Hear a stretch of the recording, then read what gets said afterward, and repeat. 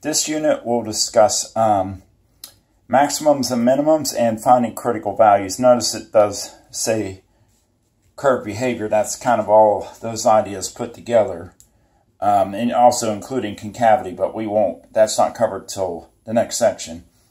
But what we're going to do is start with the idea of a critical value, and then eventually we'll talk about what maximums are. But for right now, the first thing we're going to learn is what a critical value is. And for a function, a critical value is any value where either the derivative is 0 or that value is an endpoint on the curve, which will be covered in another video, or it could be where the function's undefined or the derivative's undefined. We mostly in this video will discuss finding critical values where the we're using the fact that where the derivative is 0 as our main source of getting critical values. So like I said, we're going to mostly focus on using the derivative to find our critical values. In this first example, what we're going to do is actually take a function, f of x, and find the critical values of it. So our function is f of x is equal to 3x squared minus 6x.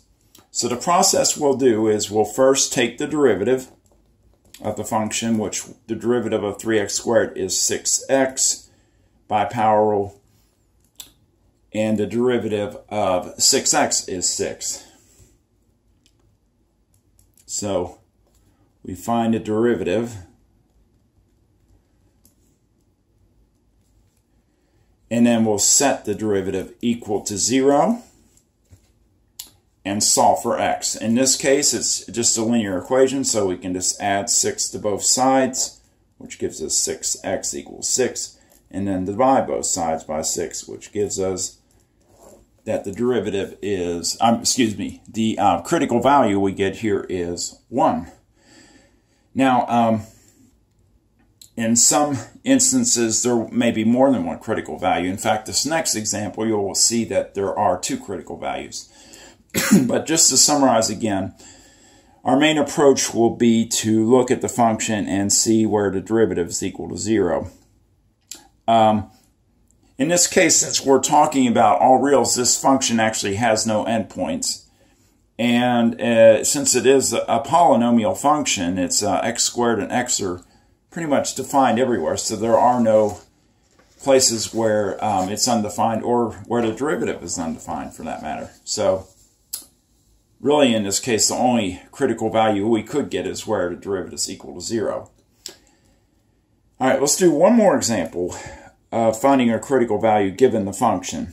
In this case, our function is f of x is x cubed minus 12x squared. And again, I'm going to start by taking the first derivative or derivative, which in this case would be 3x squared minus 24x. We will take this derivative and then set it equal to 0. So 3x squared minus 24x equals 0. Now in this case we have to, since it is a quadratic equation, notice we have an x squared term, we either are going to have to factor or use quadratic formula. Since the function does have a common factor of 3x, it's easier just to factor. So what I'm going to do is just pull a 3x out of both terms, which gives me x, and then minus 8. And then we can set those two factors equal to 0. And if we solve both equations, we divide by 3 here, we get that one critical value is at 0. Adding 8 gives me that the other critical value is at 8. So those are 2 examples of just finding the critical value.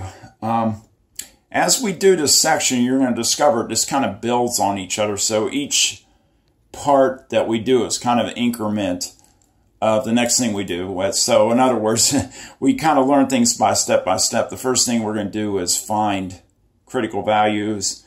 the next thing we're going to do is find where functions are increasing and decreasing, and eventually we're going to find maxes and mins of the function. But it's all a building process, and each thing that you learn you reuse in the next type of problem. So we actually will, in all the examples we do today, the first thing we'll do is find the critical value.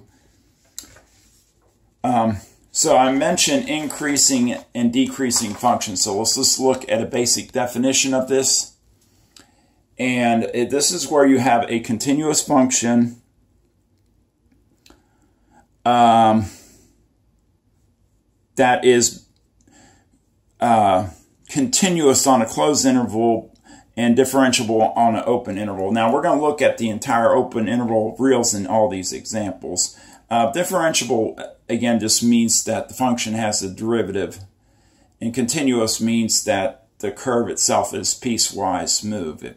You go back to a lesson on continuity. But here's the key to the test. As you can see, there's three things that can happen. If your derivative is positive or greater than 0, then we discover our function is increasing. If our derivative is negative or less than 0, then we discover it's decreasing. And if the derivative itself is equal to 0, then it's what we call constant. It's not changing. So what we're going to do is an increasing, decreasing test. I'll pause for a second if you need to pause the video to copy that down. This is also in the PowerPoint notes. Okay, anyway, let's look at an example where we're going to determine where the function is either increasing or decreasing. So the process for this is actually the first thing we do is find the critical points. So we will take the derivative, which is 2x minus 6, and set that equal to 0, which we solve this little equation, we would add 6 to both sides, so 2x would equal 6. Therefore, x would be equal to 3.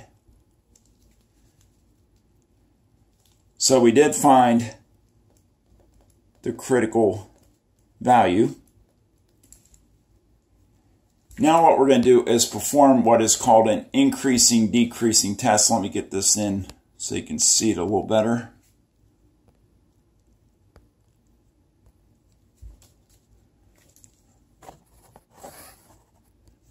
All right. So what we do is we're going to construct a table. And what we're going to do is test around 3. So think about a number line just for a second. Even though we're really thinking in terms of graphing on a coordinate plane with x and y, x versus y. But if we were just to think about a number line for a second, if you have the value 3, really there's only 2 areas you can test. You could test things that are greater than 3, or you could test things that are less than 3. That's the whole key. So that's literally what we're going to do is we're going to construct a table and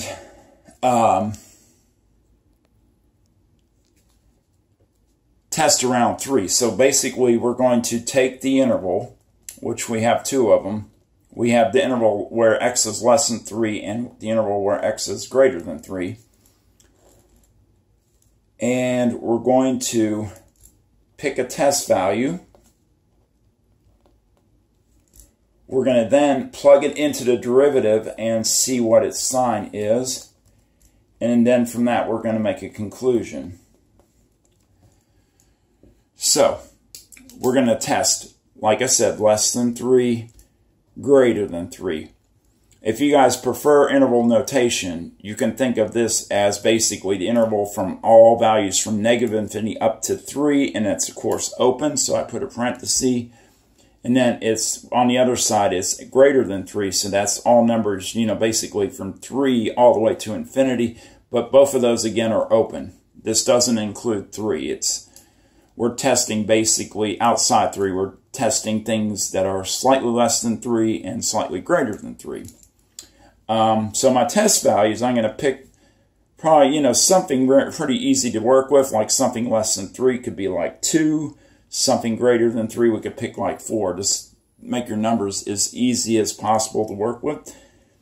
So if we plug those into the derivatives, like I mentioned, we're going to check out what the sign is of the function when we plug 2 into the derivative. Well, if we plug 2 into the derivative, we would get 2 times 2 minus 6, which is negative 2.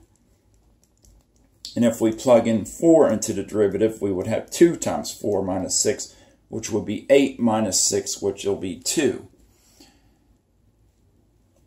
So we notice we did get two values back, negative 2 and 2. I'm actually only interested in the sign. So it appears that things that are less than 3, the derivative is negative. And notice I put a negative sign there in the table. And things greater than 3, for example, 4, the derivative is positive. So I'll put a plus there. I'll put this back in a second. Recall, though, with your rule that if the derivative is positive, it's increasing. If the derivative is negative, it's decreasing. So using that first derivative, using the test using the first derivative, we know that the negative derivative will yield a decreasing function, so that it's decreasing here. And it would be increasing here because the derivative is positive. So overall, you could probably just give me the table, but if you wanted to write to the side that it's increasing, when it's greater than 3 or from 3 to positive infinity, and the function is decreasing when it's less than 3 or on the interval from negative infinity to 3. So there's a basic increasing, decreasing test. We will use this test a couple more times in this presentation because we need to use it to find critical values. Or excuse me, to find maxes and mins. So that actually is the next thing we're going to talk about, which is extrema points or maxes or mins. And the first two we'll talk about are what is called an absolute minimum and an absolute maximum. Now, these would be what you would think they are. If you had a curve and say you had a parabola that opened up, well, the vertex would literally be the lowest point on the curve. Lowest meaning it would be the minimum, the least value on the curve. And it is absolutely a minimum because, as you can see, there are no other points that are lower than that. So we use this term called absolute if it's basically, without a doubt, I'll call it the lowest minimum. And then you have the same thing going on here. If you have a parabola that's opening down, then we would have, this would be the highest point, or what we would call a maximum, or what we call an absolute maximum, again, because without a doubt it is the highest point on this curve.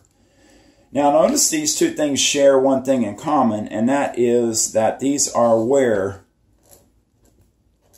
our tangent line that touches the curve in both cases, I'll use my pen, our tangent line is 0, which would imply that the derivative would be 0 here and here. So that's the key. That's why, now we know why it's so important to find where the derivative is 0, because what happens is we get a horizontal tangent. And horizontal tangents can occur at a minimum or a maximum.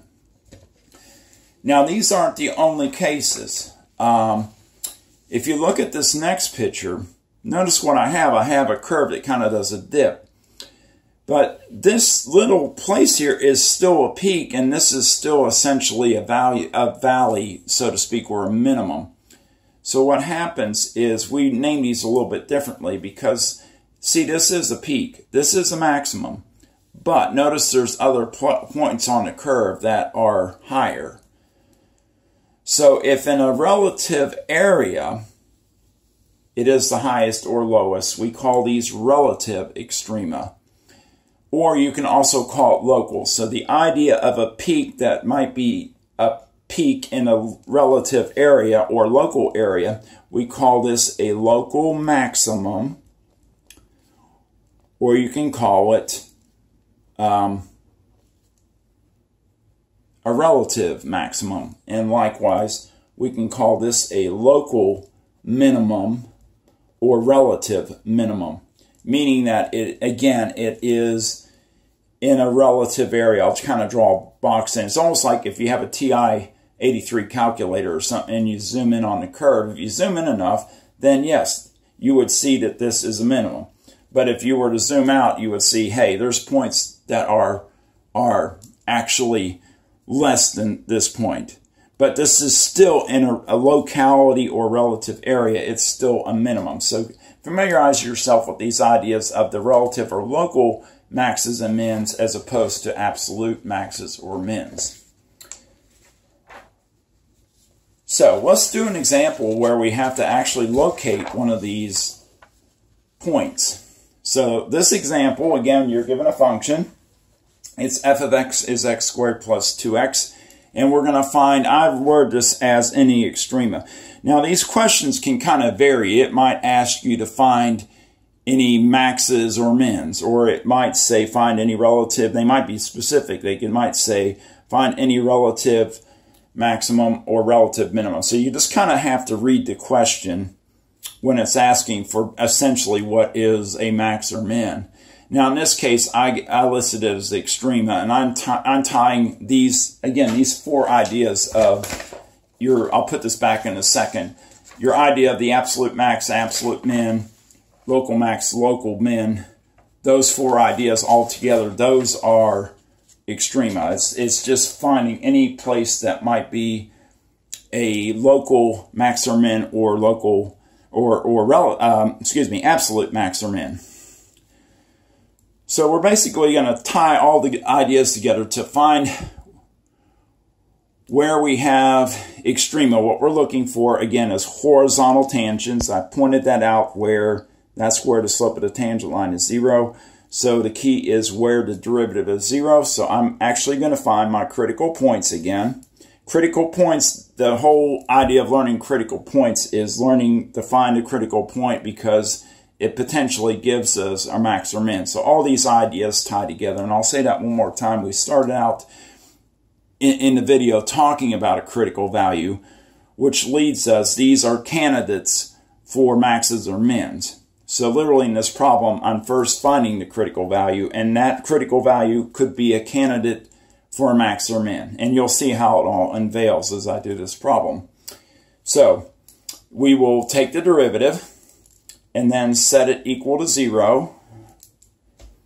As you can see, it's fairly easy derivative, and it's just a linear equation we're solving. So 2x would equal -2 if we, subtract 2 from both sides. And it looks like we have one critical value, and it's at 1, or -1. So that's my critical value. Now, since I am going to locate this on the graph, I am going to do one thing I haven't done in the previous problems, and I'm going to find is that I'm going to actually find its y value.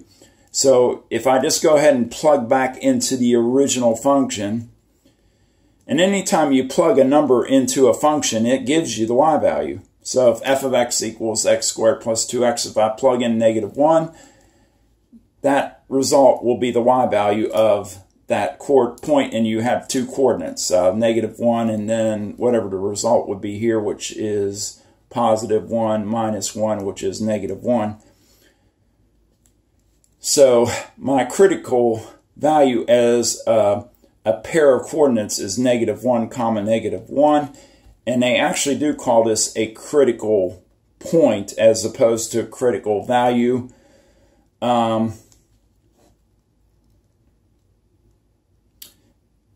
A point is just, if you think of a point when you're graphing, it actually is two coordinates, not just the one x value. So a minor thing, and it's not a huge deal, but there is a slight, that is the difference between a critical value and a critical point, is essentially critical point is both the x and y coordinate.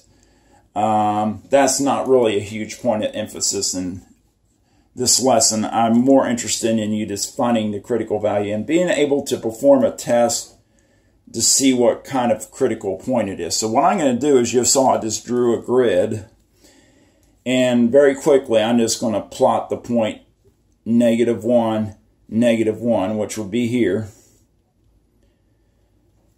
I have no idea what this is though yet. I mean, it could be a minimum, or it could be a maximum, or it may not be either. It might just be a straight line going. We don't know. We have to test it and see. So what I'm going to do is perform an increasing decreasing test again. And unfortunately I didn't provide myself much space.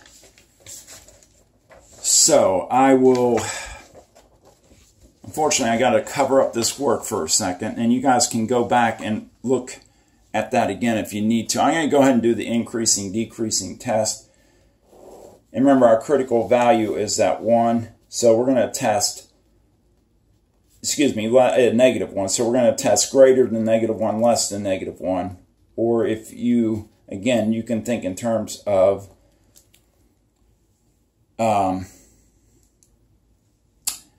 interval notation, and it would be the interval from -infinity to -1, and then -1 to 8. And we have a, we're going to do interval